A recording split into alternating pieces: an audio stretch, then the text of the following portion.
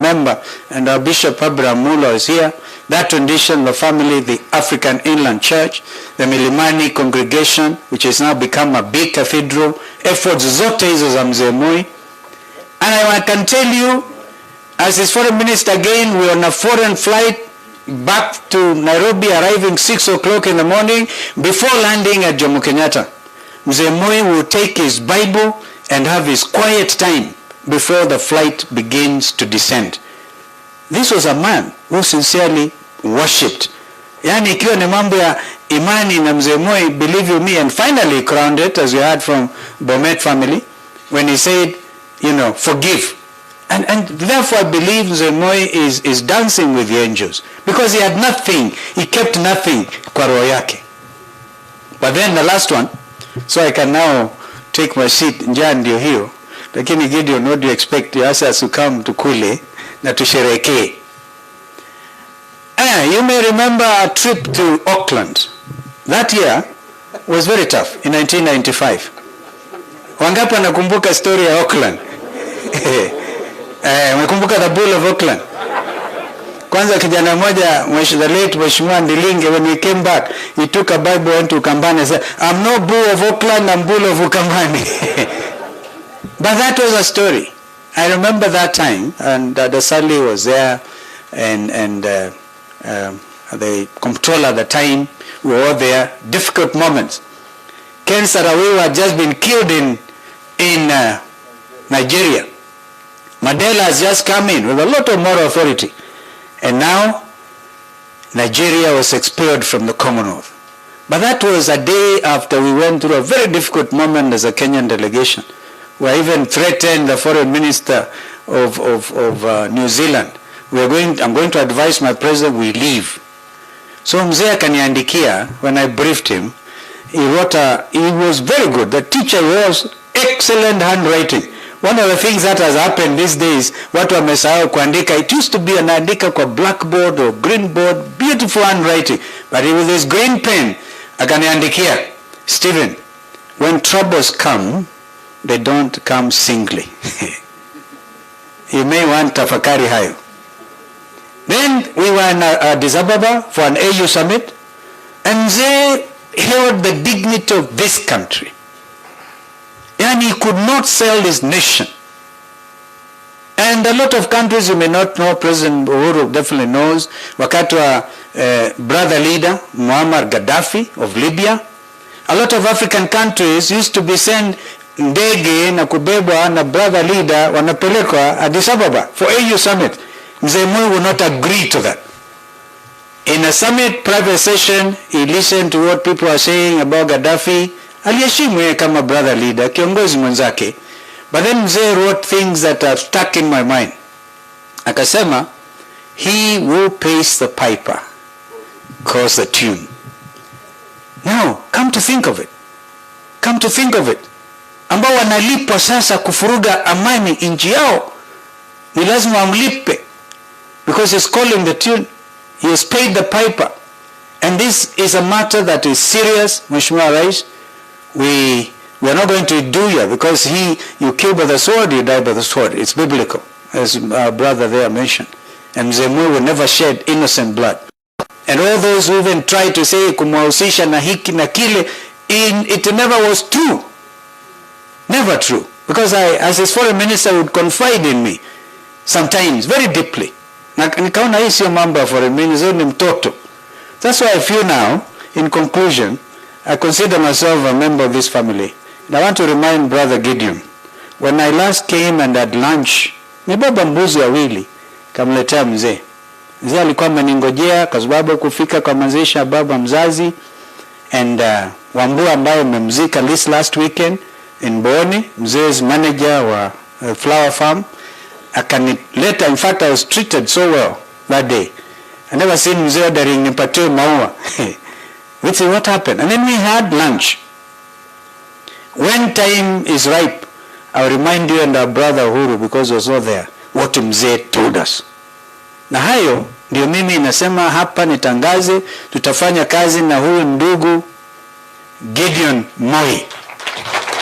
Because hayo yalikuwa mapenzi ya baba Moi. May God rest his soul in eternal peace. Amen.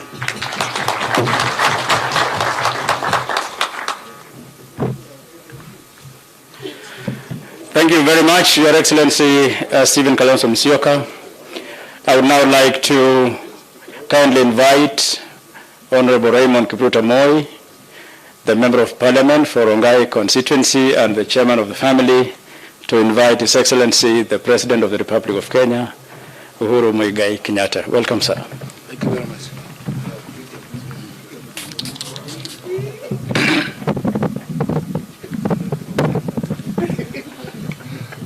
Thank you very much, Professor Kiplagat. Now, I think we have reached a moment where we need to give the President a chance also to make his comments. We've heard from so many speakers, and so many of them have spoken words that will leave us thinking about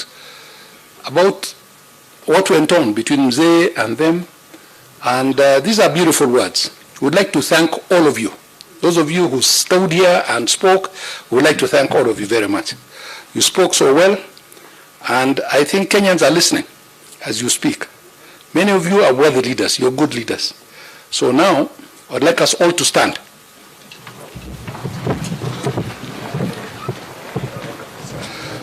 So that we can welcome our President to give us his narrative. Asante.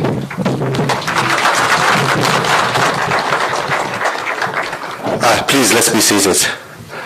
Asante sana, Raymond.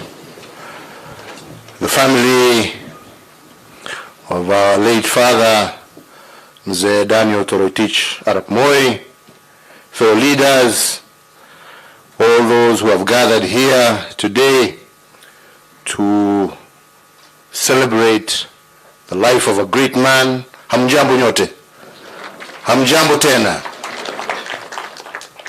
Mimi nitaendelea na ile line ambayo tulipatiwa ya kusema ya kwamba leo ni siku ya furaha. Tuko hapa kusherehekea maisha ya mzee tulimpenda, mzee kiongozi, na mzee ambaye amelea wengi ambao wako hapa. Viongozi wote ambao wameongea wametuambia, na hakuna mmoja wao ambaye hana story moja ama ingine ya vile maisha yake yaliguzwa na huyo kinara wetu Mzee Moi. Hata mimi siwezi kuwa nimefika pahali nimefika bila mawazo yake,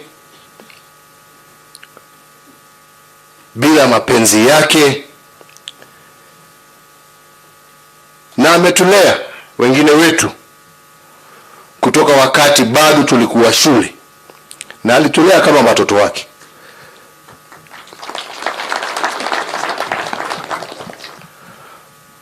Mzee Moi was a man who had great strength of character, great patience. Mzee Moi had that strength that comes from humility. Mzee Moi respected everybody. Na vile tumesikia pia, na ni kweli, Mzee Moi alikuwa na marafiki katika viwango mbali ya society yetu ya Kenya, in every rank. Hata huko kwetu Katundu akija, kulikuwa watu alikuwa anajua na alikuwa anaita, kwa nini mzee fulani hayuko hapa? Kwa nini mzee fulani ako wapi, anafanya nini? He knew people at all levels of society, all levels of society.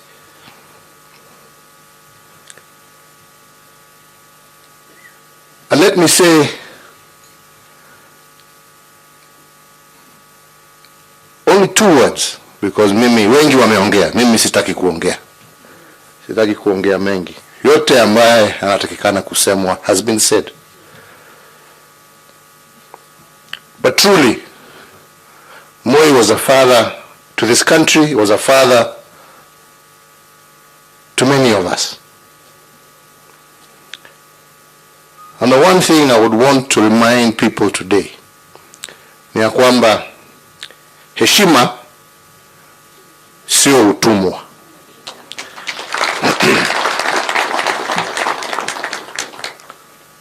Mzee Moi alikuwa mtu wa heshima. Alitumikia mzee wangu miaka 17 kwa heshima kubwa sana sana, mpaka wakati wake ukafika akaendelea kuongoza Wakenya kwa heshima kwa miaka 24 na akawacha na heshima. Akakuwa na heshima na yule ambaye alimfuatilia, hata kama haikuwa choice yake. Akakuwa na heshima na mzee Mwai Kibaki.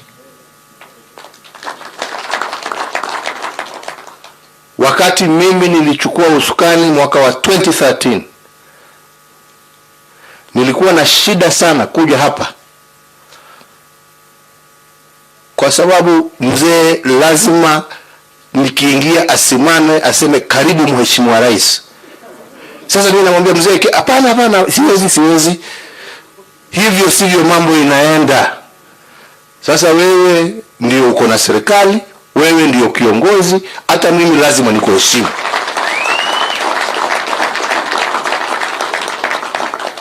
Wenzangu, uongozi mtapata, hamna shida, lakini tafadhali tafuteni heshima na wenzenu, tuishi kwa heshima. The arrogance that we see in today's leadership raises many questions as to the future of this country. It does. And I would plead with all my fellow leaders. Hakuna mtu mkubwa mdogo kushinda mwenzake. Hakuna mtu ambaye hana nafasi ya cheo, kwa sababu hiyo nafasi inapeanwa na Mwenyezi Mungu kupitia wananchi wa Jamhuri ya Kenya. Kwa hivyo hata ukitukana nani namna gani, hata ukifanya nini kwa nani, hata ukiwa na hasira ya aina gani, hiyo haitasaidia. Lakini heshima na unyenyekevu na utulivu wako Mwenyezi Mungu atakuonea. Kwa hivyo mimi nimalizie kwa kusema tuko hapa kwa furaha tukikumbuka mzee baba yetu Mzee Moi. Tuko hapa tena kujikumbusha, na vile Moses Wetangula amesema hapa, it's good to remind ourselves of where we have come from, the journey we have traveled, in order for us to be able to have a very clear idea of the journey that is yet to come. This is important. Yangu mimi ni kuwauliza wote na Wakenya wenzangu, tujifahamu pahali ambapo tumetoka, pahali ambapo tuko, na tujiulize pamoja ni pahali gani tunataka kuona taifa letu la Kenya. Nilisema juzi, hata nchi kuna historia. Kulikuwa wale, nilisema wakati nilikuwa kule Sagana, kulikuwa wale ambao walijitolea kwa sababu walikuwa wanaamini, walijitolea maisha yao, mali yao, na hata uhuru ule ambao walikuwa wanapigania hawakuona, but they were led by principle. They were led by a cause. They were led by justice. Kukakuja wengine wakachukulia, na hawa pia wakaendelea mpaka taifa ikapata uhuru, na Mwenyezi Mungu wakawaonekea na wakaongoza kwa vyeo mbalimbali. Hawa wakaweka pia msingi wao kama wale wa mbele yao ambao hawakuona huo uhuru, wakaweka. Kukakuja vijana wa wakati hiyo, wakina Mzee Moi, wakakuja na wakachukulia, na hawa pia wakajenga. Kukakuja wale wengine ambao pia waliweka kosi yao katika hiyo nyumba tunaita Kenya, mpaka ikakuja marika yetu na tumeweka yetu, na sisi tutawachilia tuweke wengine wakuja na waongeze, so that our house called Kenya, standing on a firm foundation, continues to grow and prosper. Wenzangu, tusiteleze, tulete demolition squad badala ya wajenzi. Mungu awabariki na Mungu awalinde. Asanteni sana.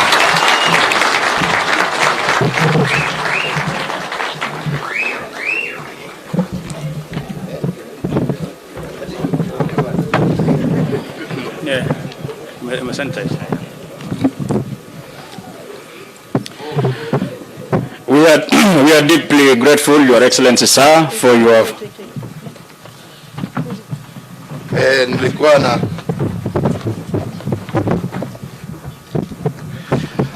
Nilikuwa nimekuja na I don't know, ukumbusho ambaye hii kitinda mimba anasema ni kwake, lakini ni kwa mzee. Ningependa nipatie mzee wa hii nyumba, inaitwa nyumba ya Moi. Atakuonesha baadaye wewe.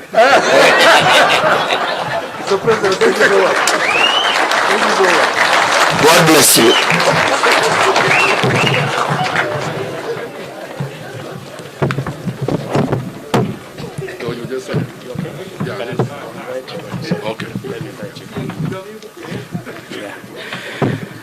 We are deeply grateful, Your Excellency, sir, for your fatherly advice to the family and the nation. I would now like to invite Honorable Senator Gideon Moi to move a vote of thanks. Welcome, sir.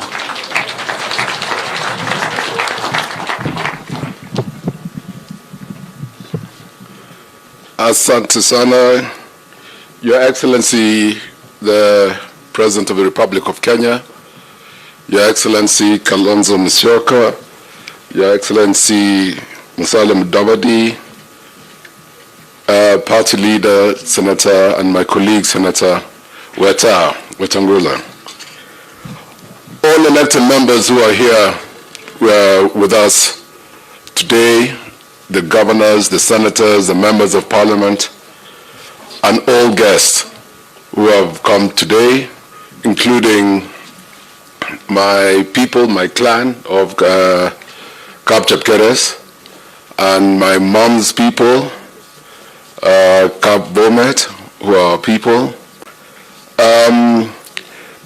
My job is very easy and very welcoming, in the sense that I'm just standing here today to say thank you.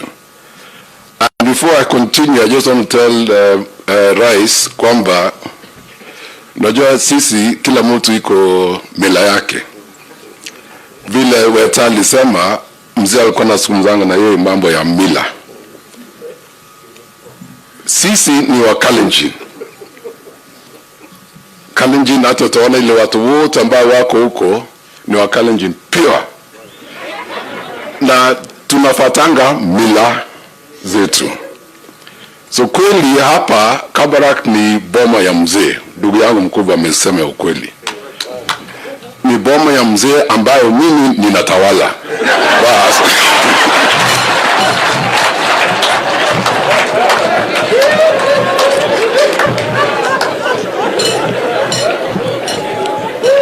Mila.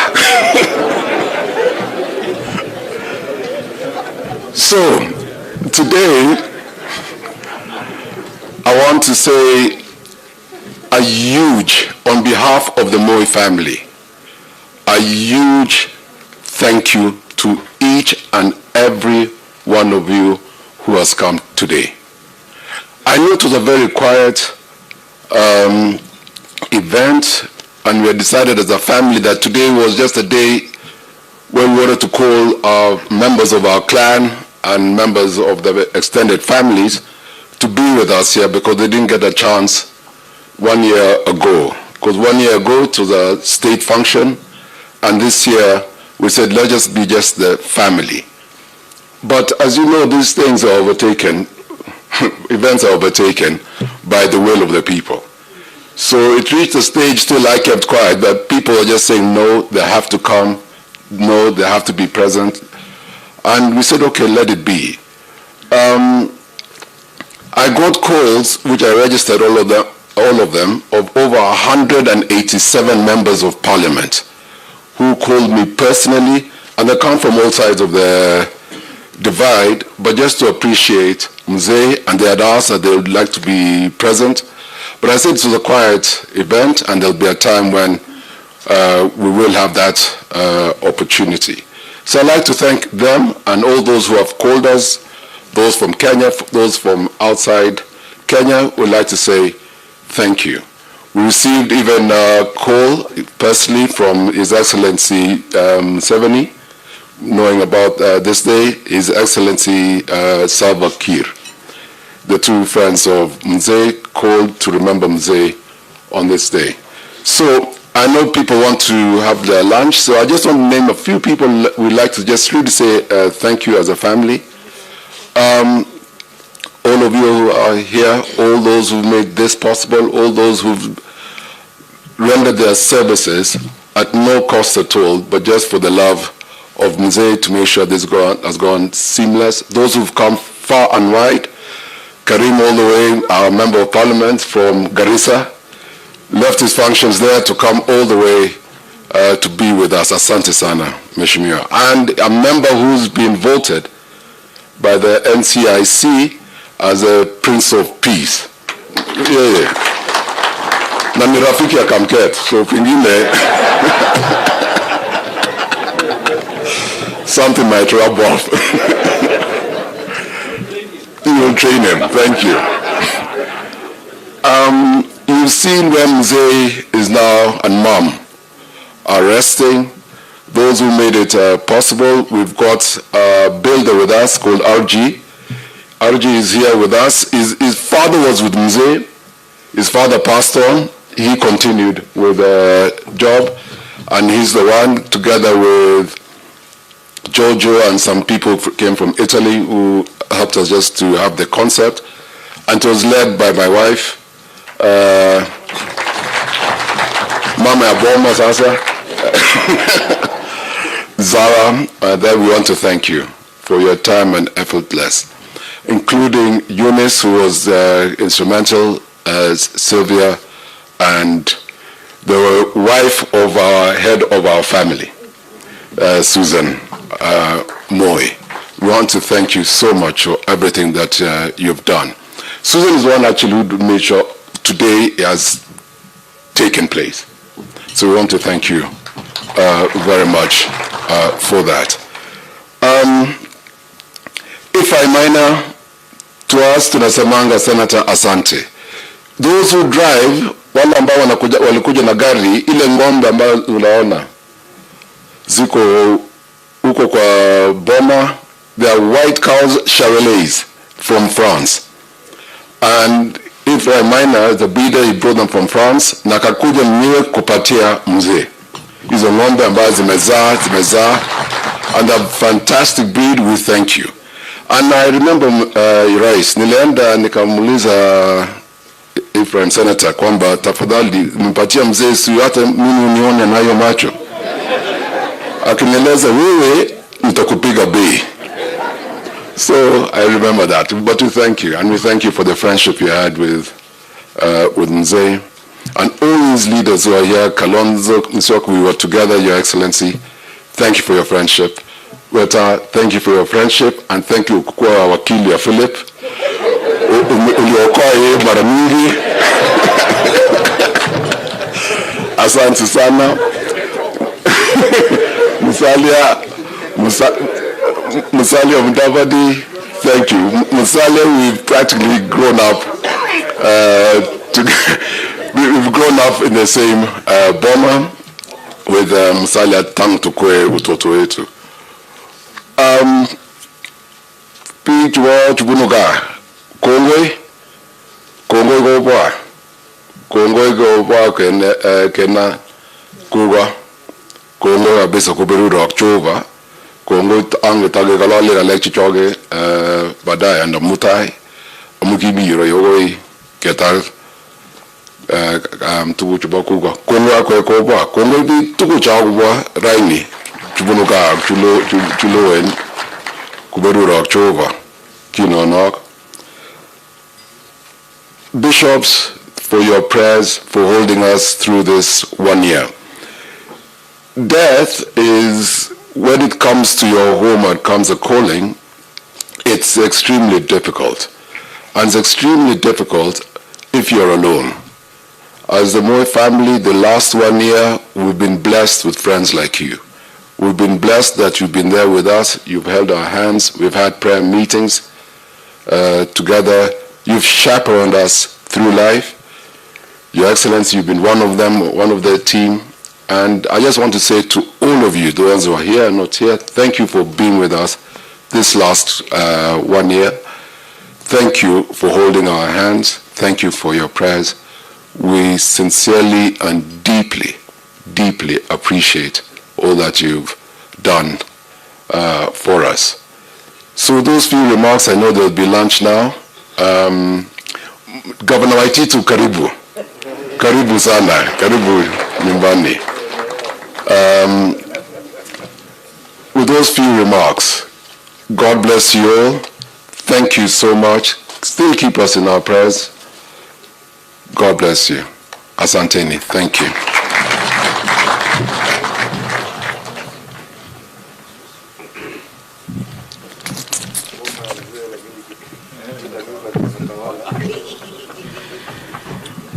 Thank you very much, Senator Gideon Moy, for the